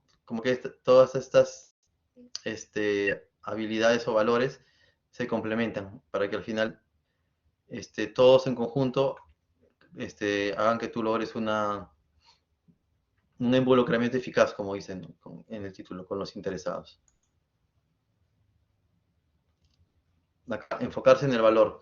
Como ya hablamos en repetidas oportunidades, el objetivo siempre va a ser buscar valor en el negocio, ¿no? En el negocio de la persona que te ha contratado para que hagas el proyecto. Por ejemplo, acá dicen un ejemplo de entregar valor o ingeniería de valor. Entregar cierta funcionalidad con la menor cantidad de recursos, evitando desperdicios. Obviamente esto es un poco complicado en el sentido de que los recursos que tú tienes presupuestados hacia el cliente tienes que utilizarlos. Pero esto va más internamente, ¿no? Tú vas a conseguir el objetivo, vas a terminar de hacer un proyecto, algo que funcione, como dice acá, pero lo ideal es que lo hagas con la menor cantidad de recursos porque eso te genera un ahorro y evitando desperdicios. Acá, evitando desperdicios, vas a tú conseguir que el, la empresa genere valor hacia la empresa internamente, ¿no? Y como les mencioné, externamente es algo tan básico como lo que les comenté del cine, que le estás generando valor simplemente con la misma cantidad de recursos, el mismo dinero que iba a invertir en una cosa lo está invirtiendo en otra, pero que esta sí le va a generar un valor real, ¿no? Pensamiento sistémico o holístico, es otro de los principios, ¿no? Y acá tenemos las habilidades que respaldan a este pensamiento. La empatía, el pensamiento crítico, el retar los supuestos y modelos mentales, ¿no? Nunca suponer algo o nunca pensar de que se hizo de una forma, siempre se tiene que hacer de esa forma. Puede ser que esa forma siempre ha estado errada, ¿no? O sea, ha usado 30 años y funcionó mal que bien, pero cuando uno ya empieza a analizar puede darse cuenta de que hay una mejor forma de hacer las cosas y lo implementa y realmente funciona. Entonces, no enfrascarse o no asumir que lo que ya está es lo válido. Siempre es buscar la mejora. Búsqueda de revisión y consejo externo. Obviamente, si no tienes la experiencia o el expertise para ciertos puntos, siempre tienes que salir y buscar el soporte externo, tanto de tu organización, de tu empresa, de tu dirección o de un especialista. Uso de métodos, artefactos y prácticas integradas, ¿no? Son las herramientas que te da la guía. Y modelamiento y escenario para evaluar las interacciones, ¿no? Acá empiezas a evaluar asumiendo los diferentes tipos de escenarios, modelando, ideando o previendo qué puede pasar para tratar de evaluar las interacciones que puedan ocurrir antes que ocurran, obviamente. Y los beneficios que este pensamiento los podemos ver acá, ¿no? Para no leerlos, es todo lo que nos puede generar ya el pensamiento holístico.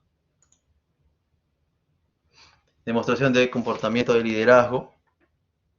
Un liderazgo efectivo promueve el éxito del proyecto y contribuye a resultados positivos del proyecto. Cualquier miembro del equipo del proyecto puede mostrar comportamiento de liderazgo. No necesariamente tiene que ser solamente el gerente. Como les mencioné, hay equipos que son autoorganizados, que se organizan, pero siempre hay un líder interno que los organiza, que los mueve y que los motiva. Y el gerente está como un observador simplemente allanando el camino. El liderazgo es muy distinto a la autoridad. Los líderes efectivos adaptan sus estilos a la situación. Los líderes efectivos reconocen la diferencia entre motivación entre los miembros del equipo, y los líderes demuestran el comportamiento deseado en áreas de honestidad, integridad y conducta ética. Como les dije, estas áreas o estos valores deben ser inherentes al líder y mediante el ejemplo lo demuestra a su equipo, ¿no? No puedes tú no poseer ninguna de estas y exigirle a tu equipo que tenga integridad, ¿no? Es algo absurdo. Entonces, siempre depende del líder dar esa proyección a su equipo.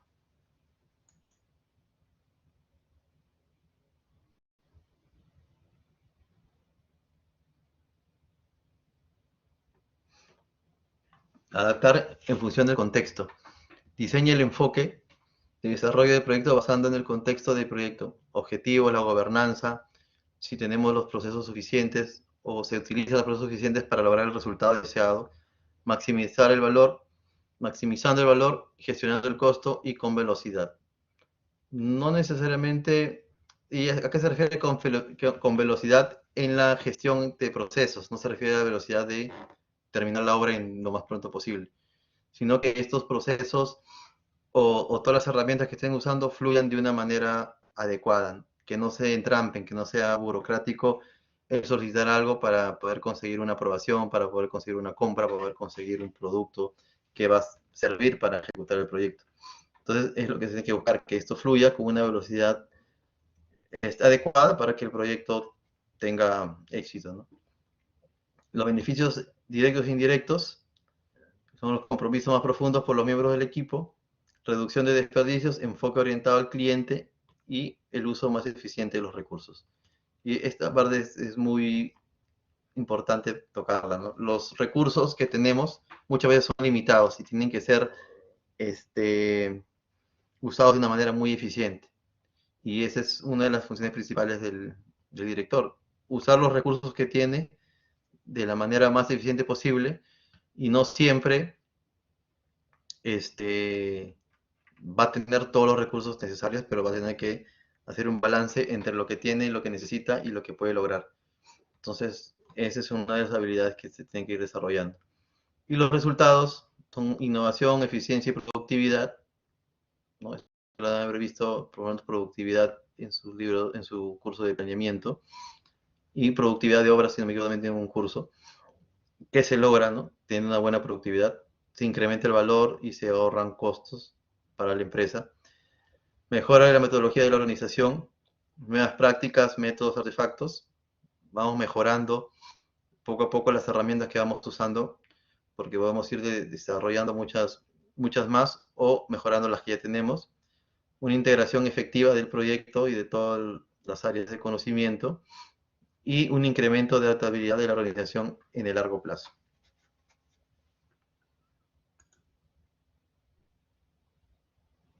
Y bueno, acá vemos un poco de calidad. Como le dije, son conceptos básicos, pero la calidad no tiene punto de negociación. Acá vemos puntos importantes como es el desempeño, la conformidad, la confiabilidad, la resiliencia, la satisfacción, la uniformidad, la eficiencia y la sostenibilidad. Todos estos puntos de acá miden la calidad, miden si tu producto ha sido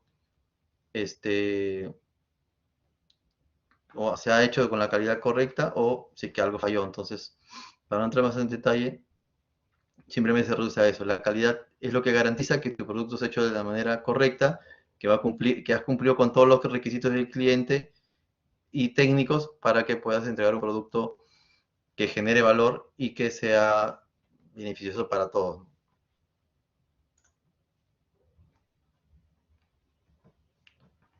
Bueno, navegar en complejidad. Acá más lo que habla es, un proyecto es complejo dependiendo de dónde se ubique, cómo esté relacionado. Acá estamos con las comunidades, acá tenemos un sistema muy complejo, con tecnologías muy complicadas de integrar y hacen que tu proyecto sea complicado. Tienes también problemas de ambigüedad e incertidumbre. Muchas veces el proyecto no está definido de la manera correcta y tampoco sabes qué es lo que puede pasar. Muchas veces hay incertidumbre política, incertidumbre social, que hacen que tu proyecto se vuelva muy complejo. Y la innovación tecnológica hace, si bien es cierto que tu proyecto pueda ser productivo, porque puedes usarlas, pero también si que sigue innovando demasiado rápido, también hace que tu proyecto pueda quedar obsoleto, ¿no? Entonces, tienes que estar siempre viendo esos puntos para que este proyecto sea exitoso. Entonces, basado en estos factores, según estas fuentes, tu proyecto va a ser muy complejo o menos complejo de lo que puede ser, ¿no? Acá estamos hablando de los riesgos, vamos a ver más adelante, los riesgos pueden ser positivos, si oportunidades o negativos, amenazas. Igual lo tienes que tener más para saber qué hacer cuando se desencadena alguno de ellos. Y tienes que tener también tus respuestas, ¿no? Obviamente tus respuestas asociadas a los riesgos que has identificado para poder reaccionar ante ellos. Este tema lo vamos a ver más a detalle en las siguientes clases, pero es eso, es identificar los riesgos y tener también determinadas cómo vas a responder en caso alguno de ellos reaccione.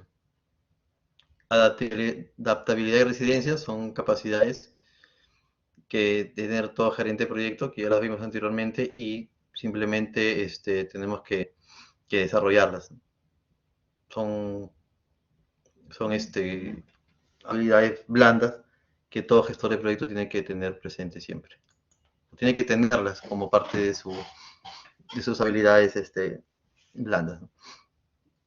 Permitir el cambio, ¿no? Acá estamos hablando de que la gestión de organización o cambios en un enfoque integral, cíclico y estructurado para la transición de individuos, grupos de organizaciones desde un estado actual a un estado futuro en el concreto de beneficio deseado. Esto difiere del control de cambios de proyectos. Estamos hablando de cambios en la gestión, enfoques integrales, externos. La gestión integral de cambios de proyectos se enfoca de una manera diferente, que la vamos a ver cuando empecemos a ver ya las áreas de conocimiento y empecemos a ver el grupo de procesos de control. Y intentar generar demasiados cambios en un tiempo corto conlleva una resistencia a cambio o saturación del cambio. Entonces, acá estamos hablando de cambio en general. El cambio no solamente se da dentro del proyecto, sino se da en todo aspecto y en todas direcciones. Y si bien es cierto, es bueno permitir el cambio, siempre se tiene que controlar, ya que el cambio de todas maneras va a afectar al proyecto de una u otra manera. Entonces, es obligación del gerente o del director de proyectos gestionar el cambio para que esto no ocurra. Y gestionarlo, obviamente, acá dice permitir, pero antes de permitirlo tiene que evaluar todo lo que puede ocasionar. Entonces, señores, como les dije, ya tenemos la bibliografía. Esta presentación prácticamente ya se terminó. Vamos a empezar la otra cosa ya viendo ya las áreas de conocimiento que veo acá. Y la voy a colgar para que ustedes la tengan y la puedan descargar y puedan leerla, ¿no? Como les digo, acá es un resumen muy corto, muy estructurado, pero si quieren tener una mayor visión, pueden empezar a leer el libro de manera secuencial y ir viendo lo que les puede interesar. Entonces, señores, gracias y nos vemos el día martes. Kevin, un favor, ahí me envías una vez que tenga los grupos por interno. Te voy a dar mi número para que me mande los grupos por WhatsApp, por favor.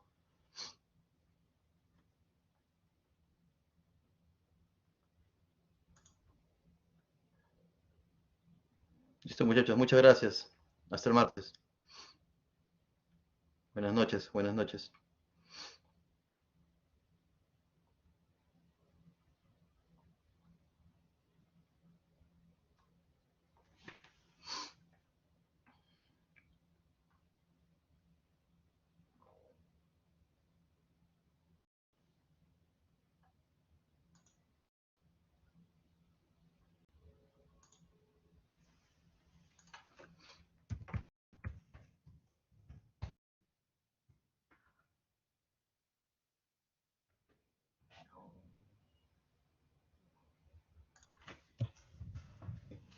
Gracias. Me escribes.